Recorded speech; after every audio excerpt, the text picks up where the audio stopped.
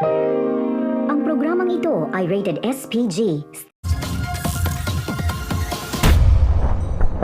Sa wakas, magkakaroon na ng pagkakataon si Hex para iparamdam kay Isa na nandyan lang siya at handang damayan siya sa kanyang pinagdaraanan. Konting pagkakataon pa at masasabi niya na rin kay Isa ang kanyang lihim na nararamdaman.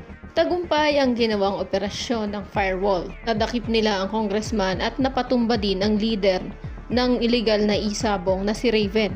Matapos ang operasyon, hindi na napigilan ni Isa ang pagsabog ng kanyang galit. Alam niya na si Layla ang kabit ng asawa niya.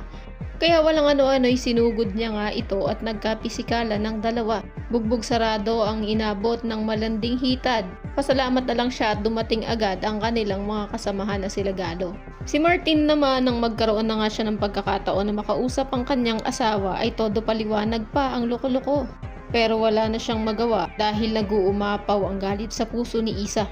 Pinilipit niya ang braso ni Martin habang sinasabi na ano pa daw ang mukhang maihaharap niya sa PBI ngayon. Hiyang-hiya nga itong si Isa dahil sa ginagawang kalokohan ng asawa niya, pero kung tutuusin, sina Layla at Martin talaga ang dapat na mahiya.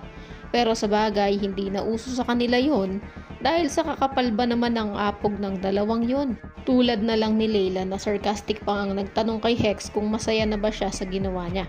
Tumango si Hex dahil para sa kanya hindi naman talaga deserve ni Isa ang lokohin at saktan siya ng tao na pinagkakatiwalaan niya.